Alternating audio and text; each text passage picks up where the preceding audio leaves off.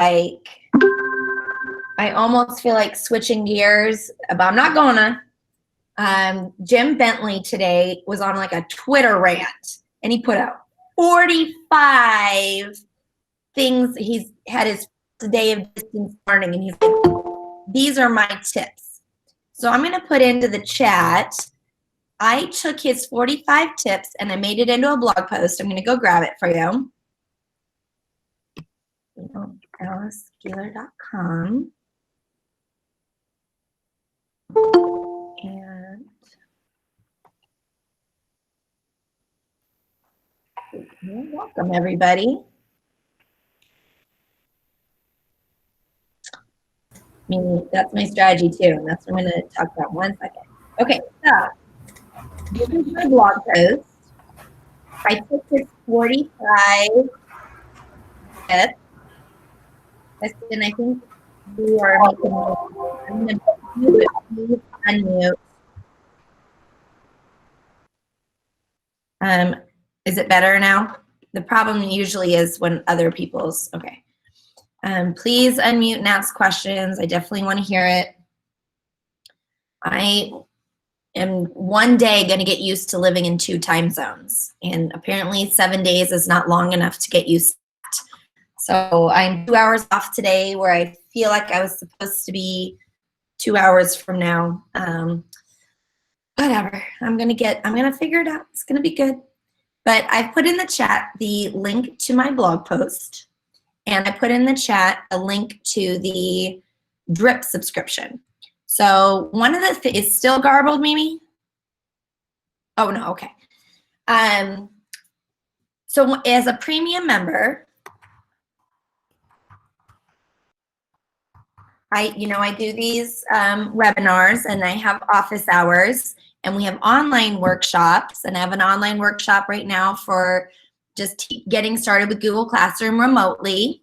And I'm finishing up one for math, teaching math distance. But then I also do the drip workshops. So if you haven't done a drip workshop yet, what that is it comes through email. So you get one email, and then in theory, a week later, you get another email. Once in a while, I have a little bonus one that comes with it. But it's once a week, unless it's a tips workshop. Because tips workshops I do, the tip comes every day.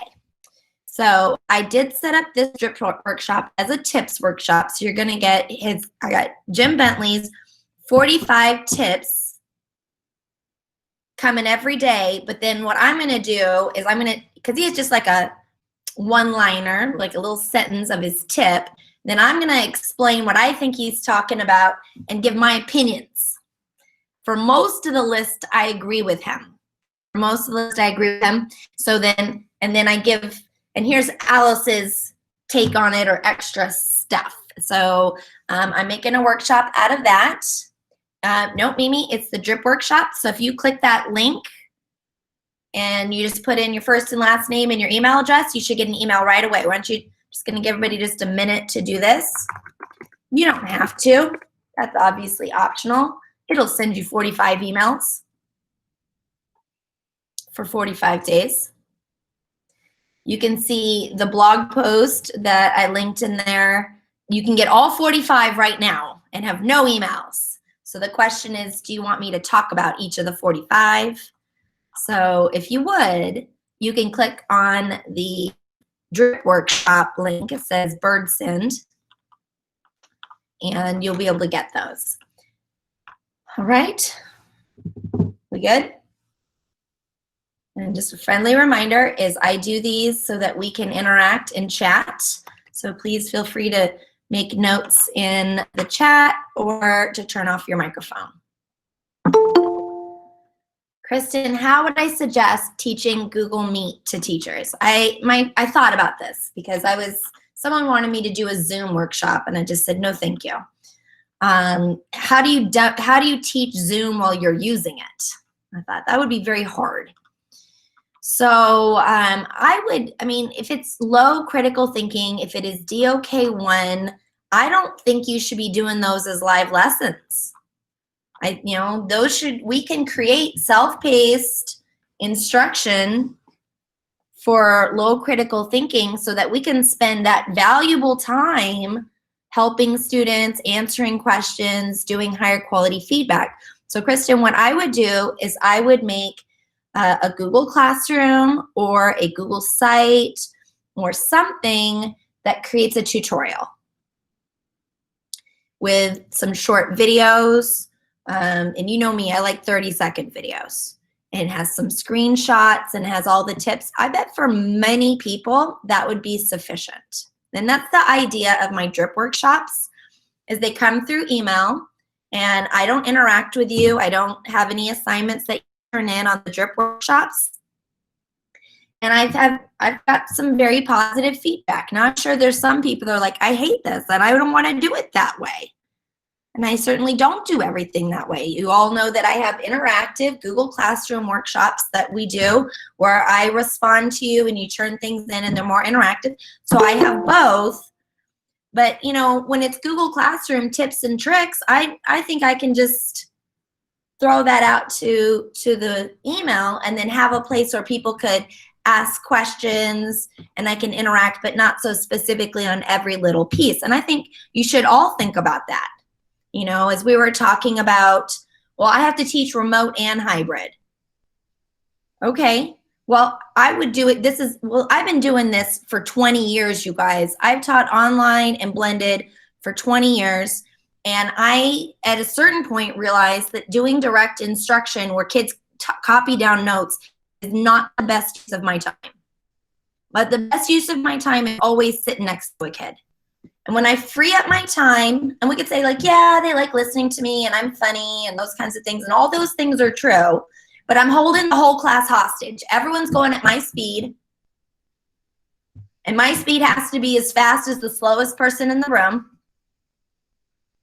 And I'm having a good time, but it's mostly me having a good time. And then can you repeat that? I didn't get that part. You know, it is 2020. It's time we really rethink that, and that is my opinion. So I would create, first of all, I would never do more than 5 to 10 minutes of talking. In fact, even in my face-to-face class, I went over to my husband's an English teacher.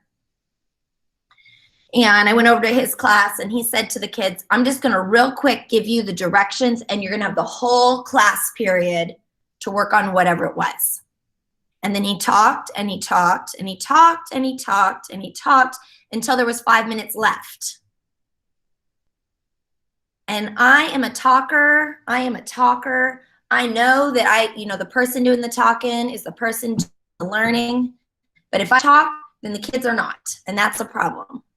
So what we did for his face-to-face class is we had the kids install a timer on their phones. And he was only allowed to talk for 5 minutes at any given time. So the kids would set a timer, and believe me, they want to tell you that time is up. And if you want 10 minutes, that's fine. You just got to take a break after 5, and then you can have another 5 minutes as often as you want to. But if you're not allowed to talk for more than 5 minutes, no matter the age level, think about that. So I stopped doing whole class instruction, and what I would do face-to-face is I would go around to each group and I would do my presentation 6 times because I had 6 groups in my class. Well, I guess what happens if you have to give the same lecture 6 times in the same class? You decide what you really actually need to say and what could just be put onto copy these off of a Google Slides or some other interactive, make a ed puzzle, right? I like to use a Google Sheet spreadsheet that self-paces the kids through the information. I mix it up. I definitely mix it up. But then I say, okay, yeah, I'm funny. The kids like to hear from me sometimes for 5 minutes. And so then if I look, if I get to only do this for 5 minutes, what can I offload and what can I say in person? And then even if I'm remoting in or just recording it, it's less of an impact no matter what the kid's situation is. I agree with Mimi who put in the chat, no, I am not doing both. I'm doing it remote. And if you're in the room, awesome. And basically that is how I've been teaching for the last 10, 15 years, somewhere in there. Is the students walk in the room and they start by going to Google Classroom. Back in the day, I used Moodle. And I've got the DOK1 stuff so they can get started, so I have no downtime. The kids are never waiting for me to, what are we doing? And then I would create where they would rotate. I would do Catlin Tucker's station rotation model, and they would rotate to me. So now think about how you might do that if you're both face-to-face and hybrid. So I have a station where I'm working with my face-to-face kids from this time to this time, and then we rotate. And now my face-to-face kids are doing something independent using devices or whatever you decide your face-to-face kids are doing. And then maybe now you get on a Google Meet with just the remote kids. I don't think personally, as a personal feeling, that setting up a webcam in the corner and letting kids just watch you teach face-to-face is as awesome as it sounds. I mean, I get why we might do that, and I don't think that it's right to just double your workload without doubling your pay. So in a pinch, when we don't know what to do, I understand why we might just set up a webcam in the corner, but that's not going to be a great experience for that kid. And my experience is anytime I've tried to do professional development where I'm doing a face-to-face PD, and then I would offer to let people video in with me where I'm trying to pay attention online and I'm trying to pay attention face-to-face, it never works out. I mean, you got to have some wicked skill set to pull that off. So, Mimi, let's talk about that later, because the problem is that every one of us in the room have a super specific situation. I would guess out of the 20 people who are in here right now, all 20 of you are doing something different. So it's going to be tough to give advice because we also all have different bosses who tell us other things. Now, since I don't work for any of your bosses, I will be happy to give you my unfiltered opinion. Like on the person who required teachers to make a Bitmoji classroom. No. If you would like to make a Bitmoji classroom, that's awesome. Please do. But until someone comes up with one lick of research that says Bitmoji classroom is worth the 20 hours that teachers have to put into making it, I think it should be a choice. And that's my opinion. And if you would like me to call anyone, you let me know. I have lots of opinions if you would like to hear my opinions, which may or may not mean jack squat because you have your own situation, obviously. Now, I was sharing an article, my friend Ken Shelton. I hope all of you will follow him on Twitter. Twitter.com/K_Shelton. He is an expert in equity. He does some wonderful things. Please go to twitter.com/K_Shelton and scroll through his tweets and find some of the things that he's been sharing about how do we be more culturally competent and more equitable. And he shared a great article the other day which said, unequivocally, should I force kids to turn on their camera? No. Now look at me right now. I'll do a full screen share real quick. I'll do my entire screen. Here it comes. Most of you do not have your cameras on. Do you see that? Would I like you to? I really would. You know, Miss Saley, did I say it right? I did, okay. She's always here giving me a head nod, and I the facial expressions, and Mimi, and they're willing to turn on their microphones and give me feedback. Thank you. And that helps me a lot because I've definitely done trainings where 0 people will turn on their microphone or their cameras, and it is unnerving. I talk faster. I'm nervous. I skip over things because I think no one's interested in it. I get it. I understand. I would love it if all of you would turn on your cameras. And honestly, if no one will turn it on, I will just quit I'm not doing this as a webinar. I'm going to go record it as a YouTube video. But notice I didn't ask any one of you to turn it on. That is definitely your choice. And there's 100 reasons why you don't want to turn it on. You have chaos going on behind you. Someone tweeted out, someone tweeted this out. It's not your classroom, it's a home. And so your ability to control and say it should be this way or you should do certain things, you're not all locked together in the same room. And isn't it about time we kind of let go of some control anyway for trying to have some student-centered models? But I mean, I was doing my webinar yesterday and my son and my kids are running around the house. I mean, I can't control that. I mean, I tried to kick them out to go ride their bikes, but I mean, like, I'm home and so are you and so are they. And my son put some food in the microwave with the spoon, and he then microwaved the spoon, and then he grabbed the spoon and he threw the rice up in the air. Now, I'm not sure if the people on the webinar saw or heard it, but I certainly did, and boy, was that distracting. And then I'm like, well, in my mind, I got a bunch of people in here. I got like 50 people in here.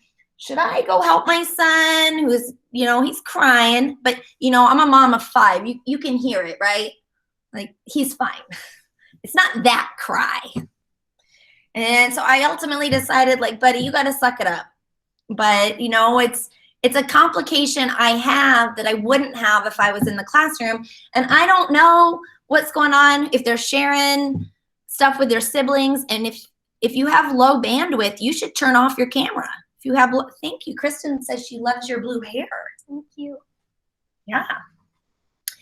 W wants to help me teach my high school students. Yeah. You want to see the burn? They would all love to see the burn. Go ahead and hold that up to the webcam there. All right. See, badge of honor. I'm sure if you saw the webinar replay that you think I'm the worst mom ever. But he's fine. I knew it. I'm always fine. I'm always fine. But he's also always all over the place, and he's squirrely. And you guys know how exhausting it is to be on a video call. So how long are we going to have kids set? And so, I mean, I don't think, more than 15 minutes until we're moving and wiggling. But I agree with Mimi. I would just design my whole class to be remote. And, if they're in class or they're not, we're still going to go to Google Classroom or Canvas or Schoology or whatever platform you use. We're going to be consistent about that. Even when I was teaching 100% face-to-face, I taught it like it was an online class, essentially, because I did put all of my content online. But do you want to get the phone? See? Things that happen. Although in our classrooms, the phone's always ringing, isn't it? Send so-and-so to the office. No, it's just different. Thanks, Sharon. I uploaded it to YouTube, and then I'm thinking I should watch this video very carefully and edit those parts out. They hanged up. I grabbed the phone and okay. And then they just hanged up. That's crazy, buddy. They just hanged up. Yeah, Mimi, it's like I think having her hair set on fire and pushed off the edge of the cliff in the long run is going to be good for all of us. And we're just going to get there trial by fire. It is going to be real unpleasant. But on the other end of this, we're all going to be better, and I believe that. I sent out the links for those of you who are premium members. I selectively put a few of the videos on my regular YouTube, but most of them I have on my private YouTube. And so I did send those links out in the premium member newsletter that goes out every week with all the webinar links. So if you want the ones from yesterday, you already have access to them, and they're also on the premium member page. I'm going to go ahead just because we've had a couple more people join the drip workshop that I just set up. And no, that's not. That is my slides presentation that I am in theory going to do. Let me go grab that drip workshop.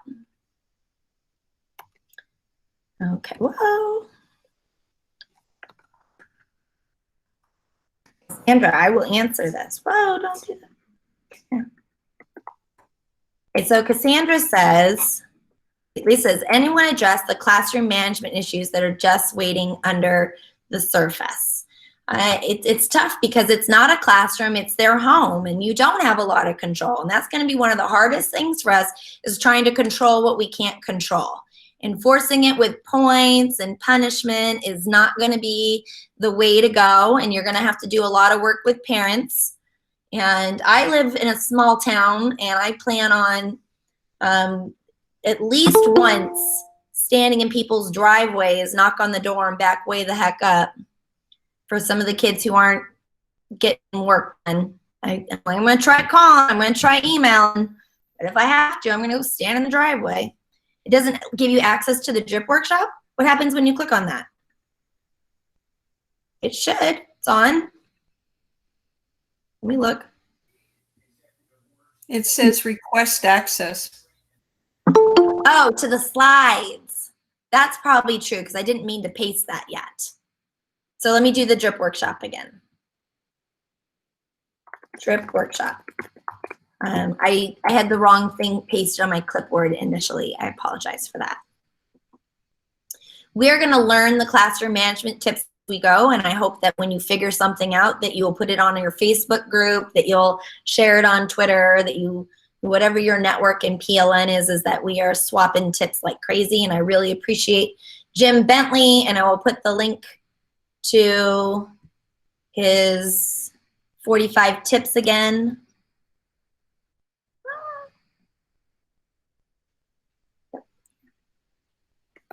Jim Bentley, 45 tips. So if you want all 45 tips, it's on the blog post. And then if you want to get it one day at a time, where I do my usual Alice rants about it, you can do it in the drip workshop. So those are an option. So, you know, what I love is that he said he had his first day of remote teaching, and then he shared out what his success and failure was, right? Here's my tips to help it be successful. And if we all got in this habit of reflecting and sharing, we're going to get there all a lot faster with less stress. Cassandra says she's trying to wrap her head around using Google Sites and Google Classroom. Google Sites is the starting point, and all the links to what they need to do is in Google Classroom. Yes, not necessarily all the links to Google Classroom, but what I link to is the classwork page. So let me screen share that. I'm going to do a present. Just do my whole screen. Now you'll notice what I do with my Google Meet is I have it cover 75% of the screen in the bottom right.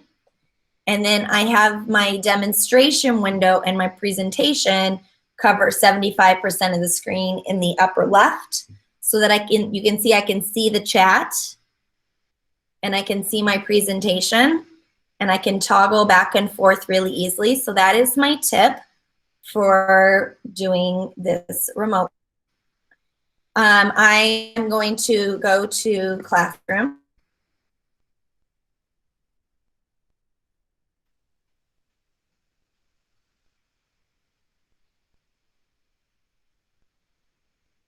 Kristen, how do I do which one? Move my windows? So I shrink them down, I resize them so they are not quite full screen, and I just set them in opposite corners so they overlap. Will that allow, Alice, for the teachers to see the students while they're presenting? Yeah, so what I do is, you have these 3 dots, and you can change the layout. So I like sidebar. So now what I want to do is I want to make sure that this, you can't see everybody. And if they don't have their camera on, I don't even know why it shows it period, but whatever.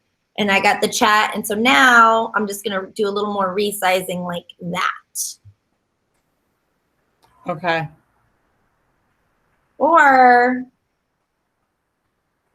I think it's really worth the time to just get on and practice with the kids changing the layout and see what they like. I'm not sure why when it says you're sharing to everyone that it's taking up that much room. But now, you see I'm going to grab the corner and I'm going to resize it like this. How did you get all the participants to be on the bottom and not on the right? So I went to the 3 dots and I changed the layout to tile. Oh, tiled. Okay. And it's obviously not all of them, and I have no control over who's being shown. And what happens if I pin? So I can pin Mimi. I can pin one person. People. How do I unpin? Well, now I'm like stuck with her. But you said it's better to have another device, really, right? I think it's really best to have 2 devices. Oh, there we go. No, I definitely 100% for 2 reasons. I mean, the meets suck up a lot of bandwidth and things. So then I can use the camera so they can see my face using the other device too. And then I can see the whole grid of them. And if I'm using Google tools, you know, I could be on both devices on the same Google Slides. Then if for some reason I'm on one and not the other, but I definitely think 2 devices is the best way to go. But I also understand that's not always feasible. But if you can just grab that's no problem, Lisa, right? Her camera's not working. Her bandwidth might not be great. And it's just a good idea to turn off your camera to save bandwidth. And then, just not feeling good about the zit on the end of your nose. I don't know. Nothing was better than turning 30. No, yes, there was. It was turning 40. I mean, it's just like not being 20 anymore and certainly not being 14 anymore. It's like a highlight of my life. I look at my daughter. My daughter's 16 and her friends and the things they care about. And I'm like, I am so glad I am out of high school. And, they have so much drama. I get it. So I'm in this Google Classroom class. I click on the classwork page. When I'm looking at the classwork page, I want to highlight the link at the top to the classwork page. I'm going to copy that. And then, if I have a Google Sites, what's this one? Wants to. Oh yeah, that's the premium membership one. I won't mess with that one. So I'm going to go to sites.google.com/new. You can also go to Google Drive and find my sites. But I just did a Google Sites workshop a little bit ago. Oh, it was on a different account. Let me just, here we go. This one says delete this. So I will play with this one.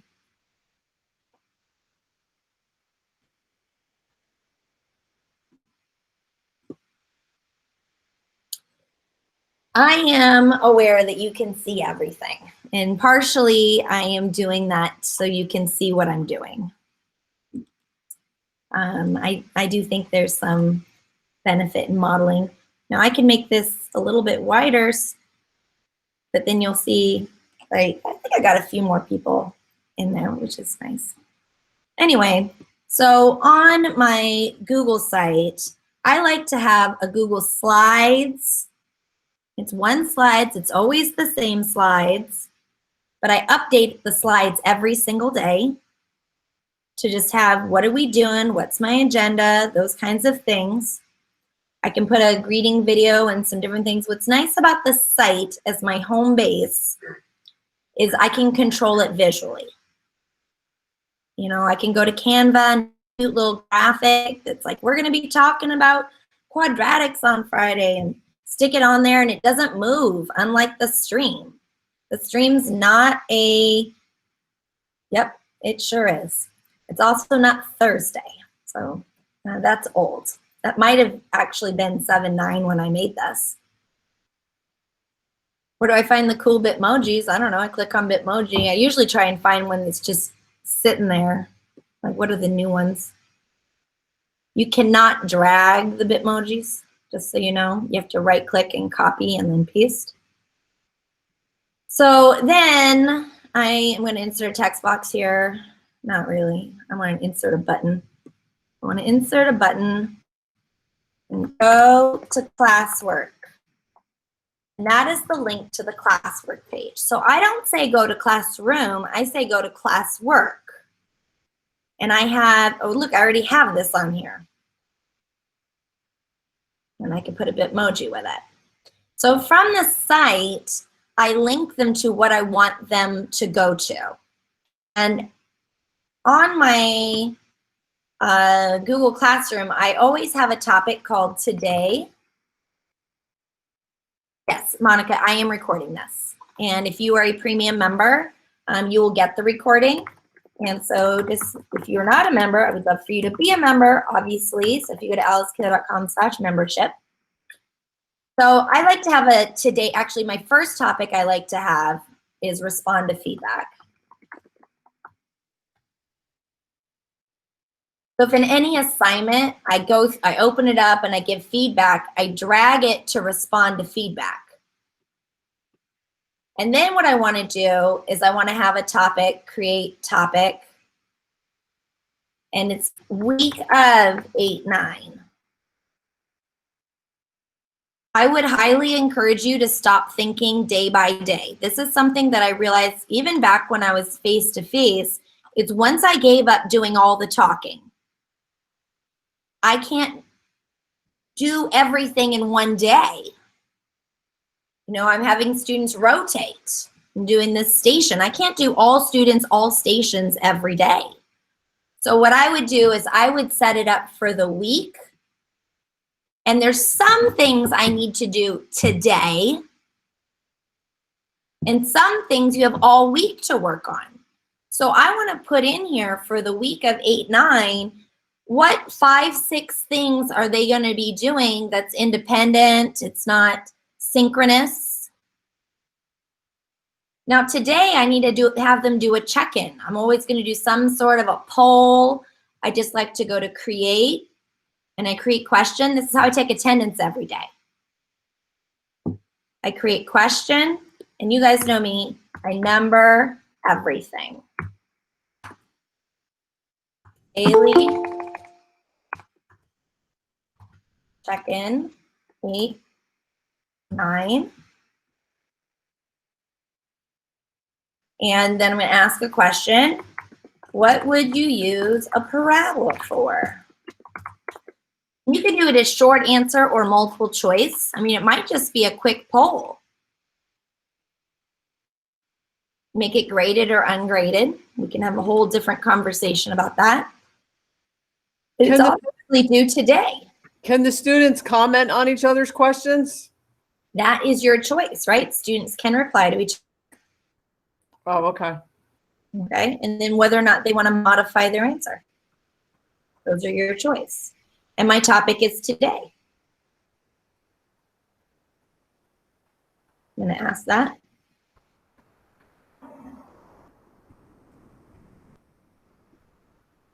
And then at the end of today, I can either drag that to the week, but you're like, hey, we're not doing daily check-in anymore, then delete it.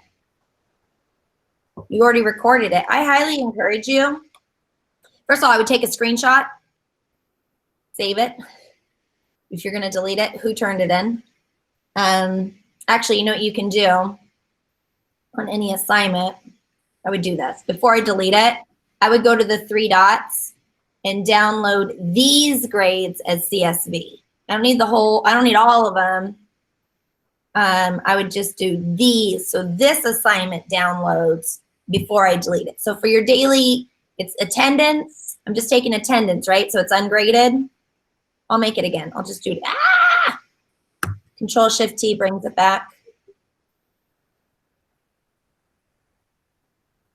Classwork, create, question. Number 008, daily check-in, 10. And this time I'm going to make it multiple choice. Who is your favorite Pokemon character? I don't know any. There's Pikachu. I don't know how to spell it. Other guy. Right? And I'm going to make it ungraded. It's due. This is my attendance. And I would say that they need to take attendance probably before 3 p.m. because you got to turn in attendance in your grade, into your power school or whatever. So when you have to have your attendance turned in by is when the due date is. And what's nice is because it's in Google Classroom and because it's just a little poll there, they can even just do that on their phone from anywhere or their mom's phone. Click ask. Or my topic is today. My topic is today. And if it's just an attendance thing, just a quick poll, and you don't want them to be able to fill it out later, I'm going to open it up. I'm going to do the cog to download these grades. Now I have a record. And then I can delete it when it's like attendance is over. You were absent. You can't be unabsent. Where does the cog go to, Alice? Do you see how it downloaded as a CSV file on my computer? Yeah. So a CSV file is a wussy spreadsheet. It's not that at all. It's a text file. But I'm going to say it this way. It's a wussy spreadsheet. So if I wanted to look at the CSV file, I'm going to go to drive.google.com. And I can open it up on my computer. I just don't want to. I want everything in Drive. That's like my whole life goal. I want everything in Drive. And I'm going to have a folder that's maybe daily attendance. Okay. Right? And you literally just drag them in to Drive. Now, if you open it, gives you a preview, and you'll see it's in a grid like a spreadsheet. So I say it's a wussy spreadsheet. Would you say do this instead of Google Forms? Whatever you do, just be consistent. Okay. I do like to use Google Forms for my check-in. And then it has a timestamp and I don't have to worry about it. So I'm just saying if you wanted to do it this way, Okay. I'm just showing you some options. Thank you. If when you're going to grade something, if you wanted to download these grades, so you're like, at this time when I opened it, I can see the status is all these people didn't do it yet. And just covering your own booty is just doing that, and you open up an assignment, do download, and then throw it into a folder in Drive just to have records, because you're going to get parent phone calls sometime about something. Just saying. So just thought, for those of you who are premium members, I have that check-in Google form. I am loving that. So every week when I send out the premium membership email, I say, hey, why don't you check in? I've actually bookmarked that spreadsheet. Let me hide these. Come on.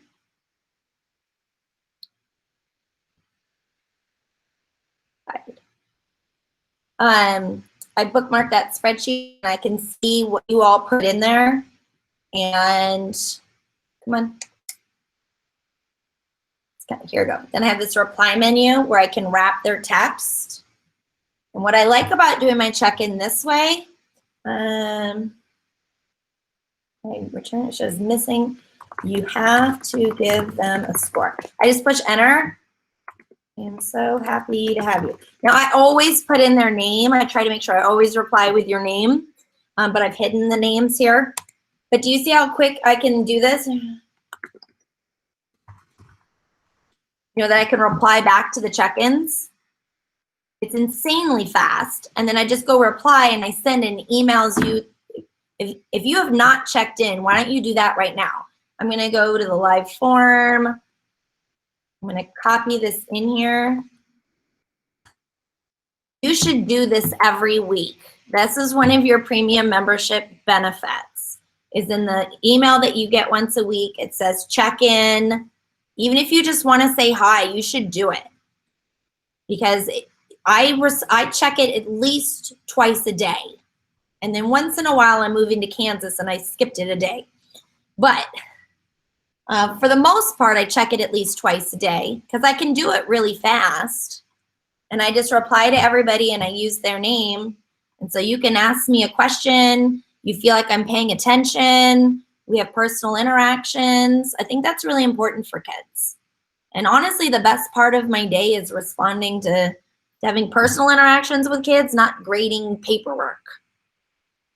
So if you go to the premium membership page, so it would look like this. That's this one. Go to the premium membership page. It says all premium add-ons, and that will take you to the premium page. And the one that I made yesterday, I made it for myself because I decided that I'm making too many mistakes putting stuff in multiple places. So I'm working on coding this so that I can do less stupid things. So I coded it so that it will grab all of these webinars off of my calendar and automatically puts the description and the Google Meet link right in there. And then I copied and pasted it into this week's membership email. I don't know if you noticed that it looked slightly different, but man, that saved me a lot of time. It did take me 5 hours to code it though. So, but you know, in the long run, I'm going to save time. And I thought, well, this is kind of cool. I bet you guys would like to have it. So here's 5 hours of my labor. So if you get this, if you click on that button, it'll open up the code. You will definitely want to watch the video of how it works. If you are scared by looking at code, then don't do that. You don't have to do any code. It's just, it is code. It is straight up code. And it's just going to grab your calendar and say, this is all the stuff on your calendar this week, and puts it in a Google Doc. And then you can copy and paste it easily with the Meet link. I liked it. I thought you might like it. You know, of course, you've got this one, the Google Forms to Slides. That one is going to be huge for doing the remote learning. So if you give the forms, then the responses will go to a Google Slides. I'm going to make you, this version, you push it manually. I'm going to make you a version that just throws it into the slides on submit. I'm going to do, that's going to, I already have it. I just need to post it as, I just need to post it.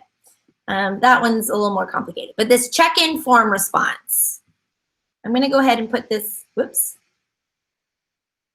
I'm going to put this into the chat for you. Alice, is that the one you just showed us, the check-in form response? Yeah. Okay. Yeah, sort of. Yes and no. Yes. The no part, Chris, what happened here? Control Z, Control Z. The no part is that what I just showed you was my OG one that I made for myself. And then I thought, I bet you guys would like it. So then I made a generic version for you because that one's super specific for mine. And I made it better because it was round 2. You know how it goes. So this template's better than the one I use. And if anyone has done the drip subscription for coding, let me get that for you if you want it. Forms. The check-in form response, Alice, that's the one we can use for the daily check-in, right? Yes. And I love it. I love it. App script. Here we go. So if anybody wants to do the app script, if you've not signed up yet, maybe I've just convinced you that you want to. Maybe not.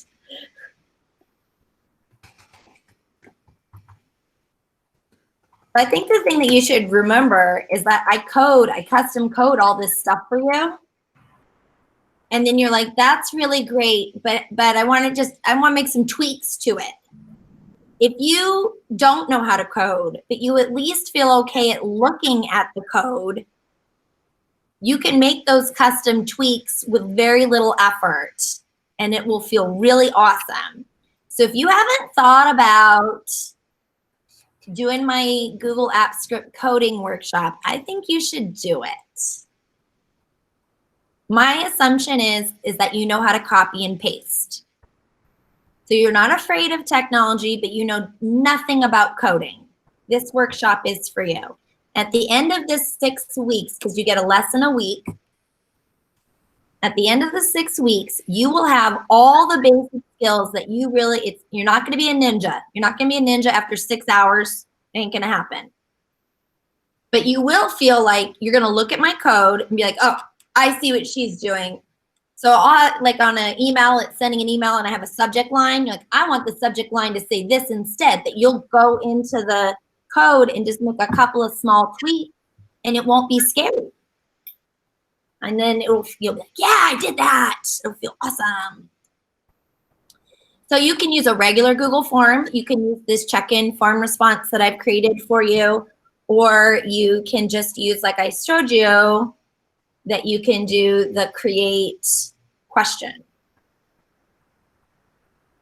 And I see that I'm not going to get to my slides at all, but I had a feeling that this is how this was going to go every time.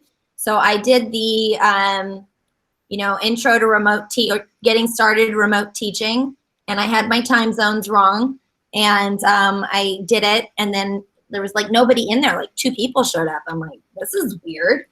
And then Mimi showed up towards the end of it, and it's like, are you started already? I'm like, oh, yes, I got that wrong. So then I did it again, back to back, but then I didn't talk about the same things because you all know how much I love to go down a rabbit hole. So then I thought, it seems like this would be good to just keep the conversation going. So I scheduled this one today, just expecting to talk about whatever you guys were wanting to talk about. And it looks like that's worked out for me. But I have a backup. I had a backup. I was going to go over these slides on how to set up your Google Classroom for student engagement. And I probably should just do a workshop on how to set up your Google Classroom for student engagement and just make that the workshop, but whatever. It's fine. These are my slides if you want them. Slides I didn't use. And so I have a part 4. This is part 3 of getting started teaching remotely.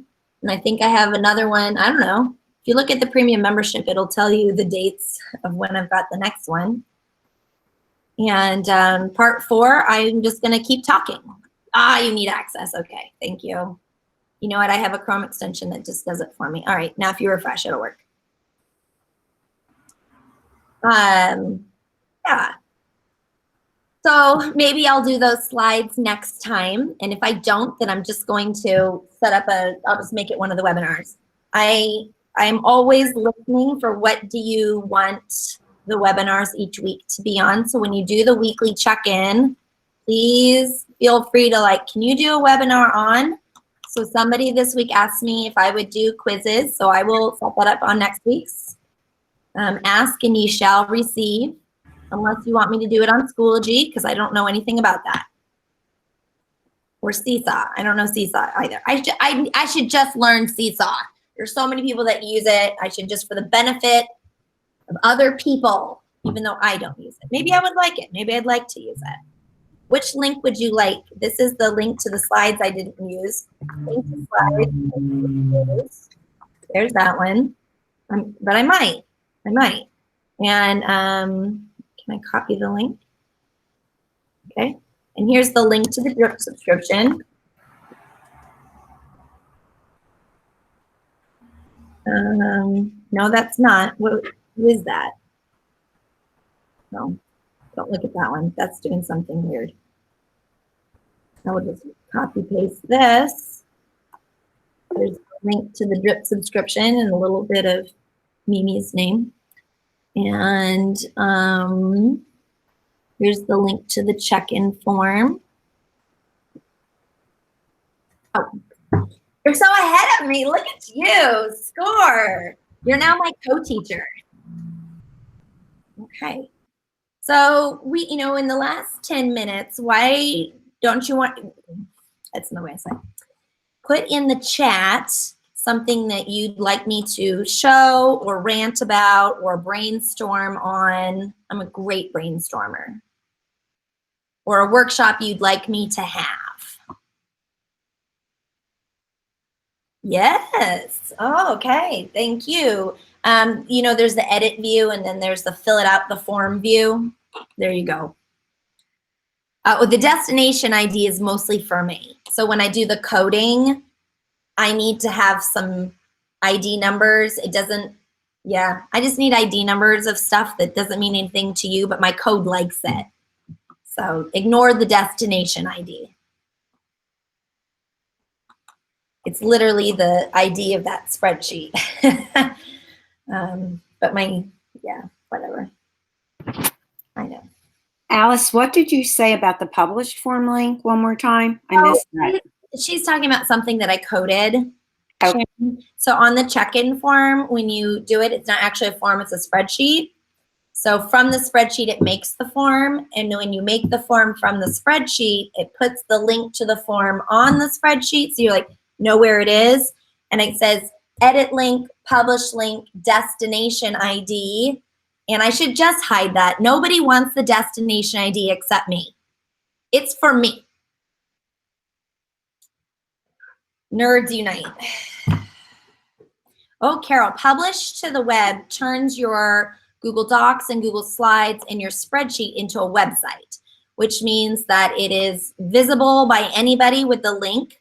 So you don't have to, if your slides are private and you go file, publish to the web, here I'm gonna do that, let me show you, present now. Even if your slides are private, file, come here. Publish to the web, and I click publish. This link, notice what this looks like. It looks like a website instead of looking like Google Slides. So this is a nice way to share with like parents or whatever, because they don't need the edit view. They wanna, it looks real nice.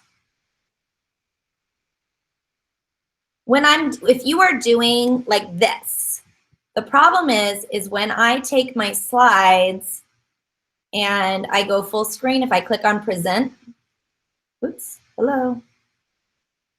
I lost the button, here we go. Because my window's all shrunk up, I can't get to the exit button. When I click present, I can't see anybody. I can't see the chat, I can't see anything, right?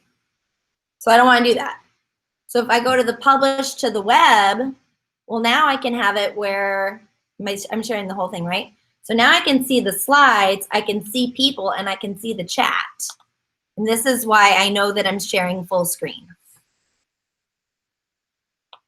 because I'd like to model that. So now I can do my slides with my students and still see them and still see the chat while I'm in full screen. Is I just use the publish to the link, publish to the web link. If I create a slides presentations for students to copy and then I add new pages to my slides. Okay, so if you use alicekeeler.com/reusegc, and I really, really want you to pretty please make a new Google Classroom every unit, because you're going to need a new alicekeeler.com/reusegc, and I'm working on making premium features.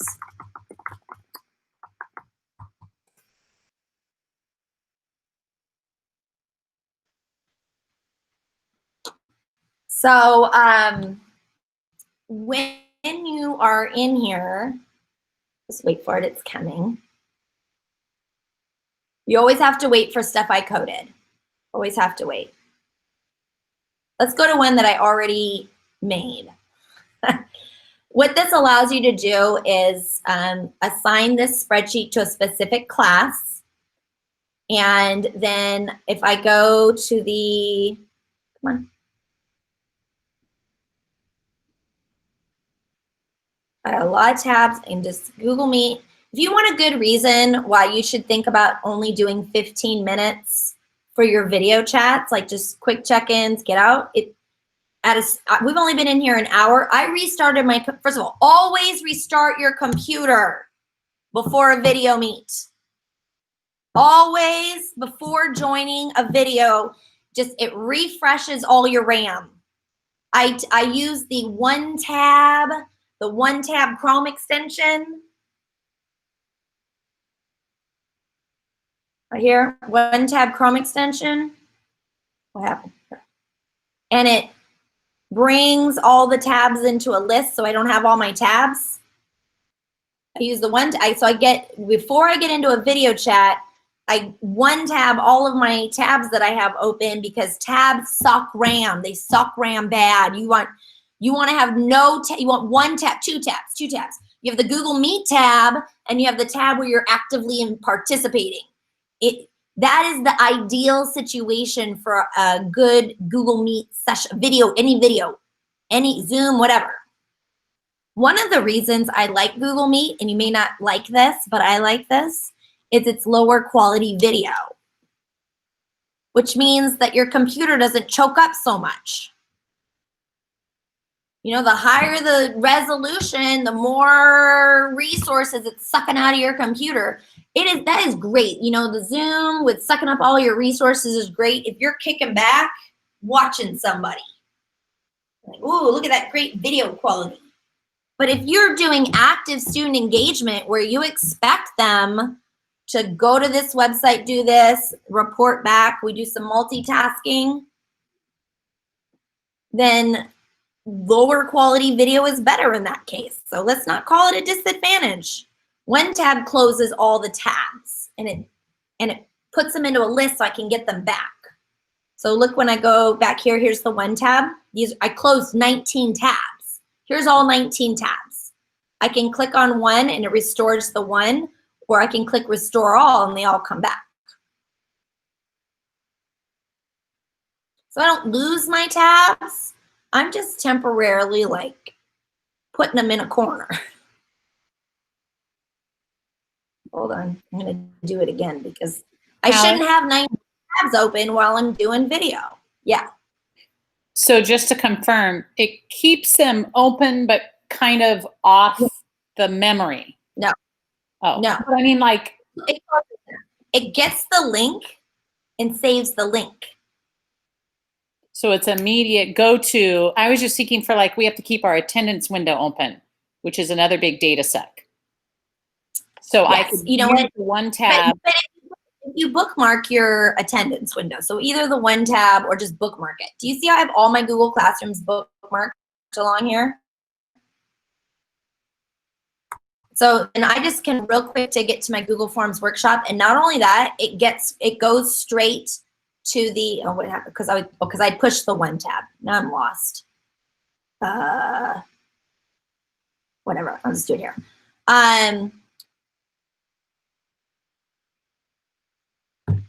It goes to the classwork page.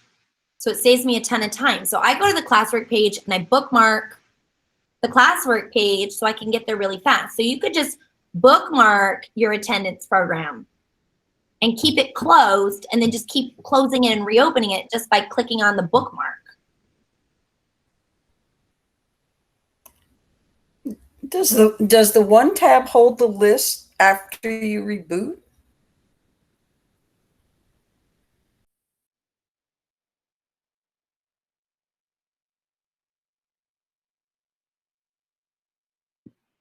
Did she close herself out? I think she did. I think so. Yeah, because now there's 17 and there were like. Can I ask a question while we're waiting for her to come back? I love that. This is off topic, but I love the idea of the workout room that you have going in the meeting, Marie-Louise. Oh. Yeah, Mimi. Can you tell us what that is? I love it. It's awesome. Great job. Oh, well, let's see. Here we go. Well, you know, Zoom has, I'm not an expert. I'm really a beginner. But Zoom has this feature where you can put the students into little groups and have them go into breakout rooms where they can collab. Can you hear me? Oh yeah. Actually, my question wasn't about Zoom. Actually, it was about your. But although I do understand that. Your treadmill. Yeah, your treadmill. I love my your It was workout, not breakout. Workout. It's painless. Huh? Hang on. Let me get you're the second person to ask me. It's wonderful. It's the best thing I ever did.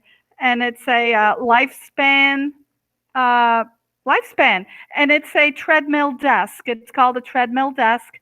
And I got, it was about $1,200, something like that. It's well worth it. And I got the one with the big desk. You could get two sizes. Most people get the smaller desk, but I like a lot of space because I put things everywhere.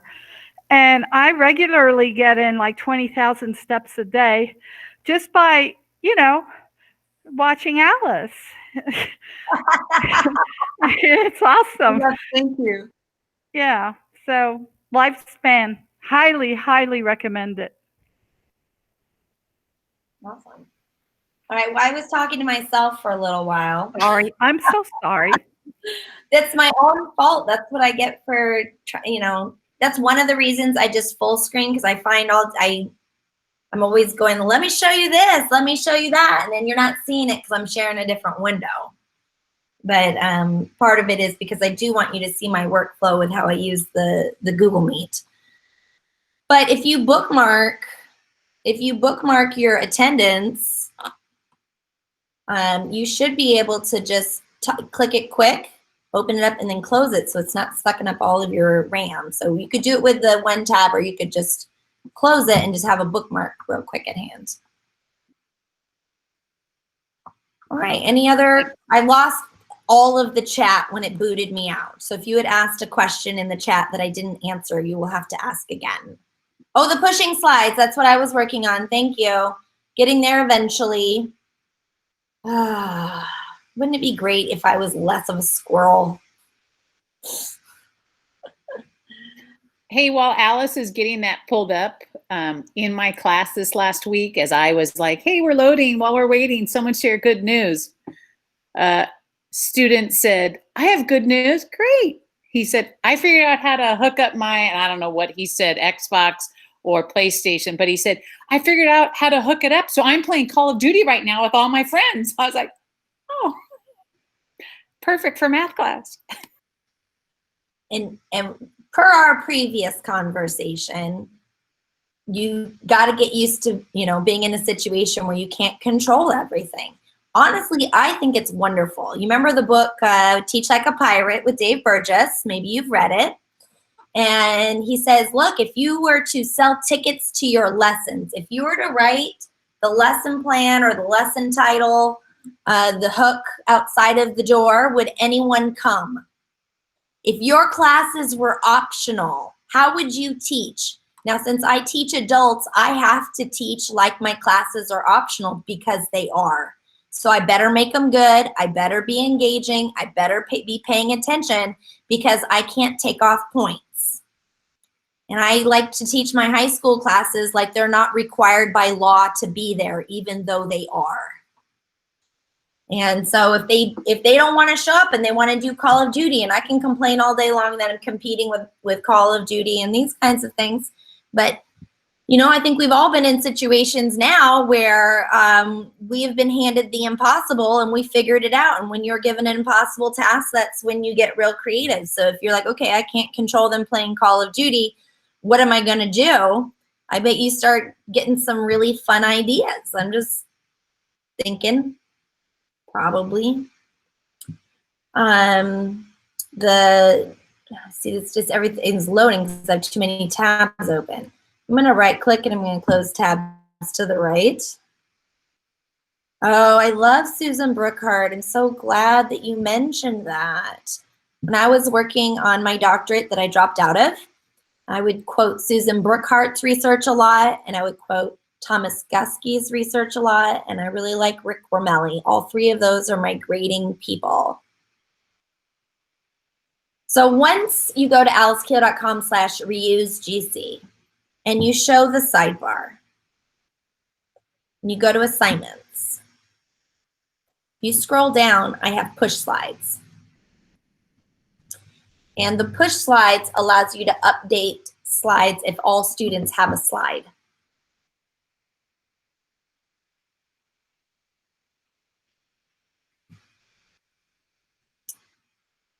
You can't see my screen. It said I was screen sharing. Was I not screen sharing?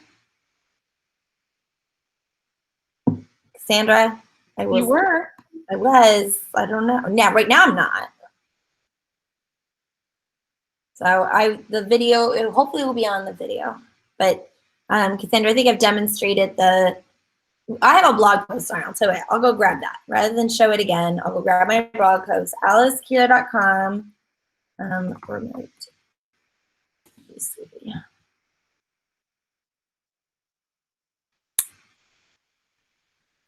Okay, I'm just going to go to Alice Keeler. I did it recently. I'll look at all my blog posts.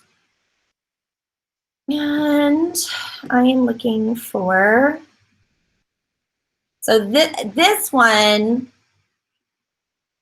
I'm going to put the link here, is make a pile of slides, is if you do not have Google Classroom. So that link, yes, Monica, the videos are for premium members. Sometimes, Monica, I upload them to my regular YouTube, and you can find them on my YouTube channel.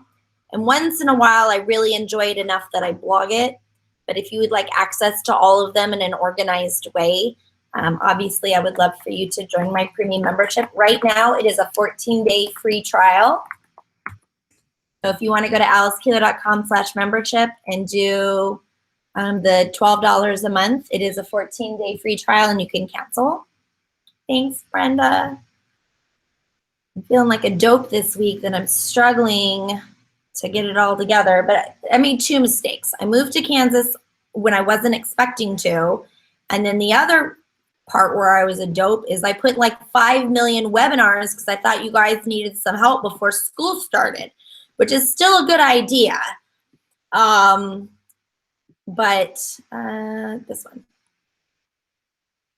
But then I have a lot to keep up with. So, okay, here is the push slides for Google Classroom users. This is the blog post. So that blog post will show you how to update Google Slides if you're a Google Classroom user.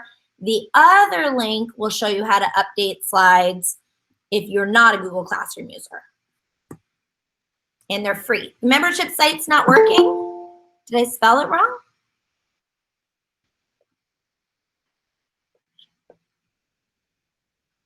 What happened? Think the internet kicked out? It's spelled wrong? I was wondering that. Okay, I'll try it again. Yep, that was the problem. It was spelled wrong. There's the actual link, the for realsies link. Does that constantly update Google Slides, Alice? That push slides, like you can always just keep pushing out questions and stuff? Yep, you can just keep doing it forever. And every kid will get it? Yeah, every kid in the folder. Okay, thank you. So I believe, I have to remember how I coded it because I've done this at least 4 times. Because what happens is someone says something like on Twitter or Facebook or something. I'm like, I think I can do that. And then I go over and I code it. And then like a year later, I forgot that I made it, or I just have a different take on it and I do it again. So I think in those, what I do is I go to Google Drive and I grab the folder and I look for all the slides in the folder. So it, if you just add more slides in the folder, like you get a new student, so long as the slides are added into the folder, it actually doesn't matter if they originally assigned to it or not. Do they get the same slide, the student, every time? They would, when you push slides, it's pushing a slide to everybody's presentation. If they joined the class late, they would not get the ones you push in between, if that makes sense. Yeah. Because I would have them do a daily history thing and each of them would have a slide, but then they would pop on each other's slides all the time and make a joke of it. So. Well, I like that, but I get you. No, I hear you. Entertain me in my day. Kids acting like kids is certainly funny. All right, any other questions? I was supposed to be out of this hotel room 11 minutes ago. Oh. I will see you maybe tonight for the badge one. I think you're gonna really, really like it. I scheduled myself 2 hours. I'm hoping not to take 2 hours, but just in case, I gave myself 2 hours. And I would like to say, you're gonna do this. You're gonna be like, yeah, that's such a good idea. And it'll be really fun because it's gamified. I think it's at 3 o'clock Pacific. Anyone want to confirm that? My phone says 5, which means, and that's Kansas time. Anne-Marie, it is for members, but I think I had sent, what happened is I accidentally sent out of habit the webinar list to my subscribers, which is the newsletter, rather than the members. And I think that you got this link from that, and I think it's on that same one. If it's not, why don't you do the free 14-day trial and then you can join and then cancel. 5 p.m. Central, but yeah, so 3 o'clock Pacific. Perfect. All right, you guys, I'm going to stop the recording.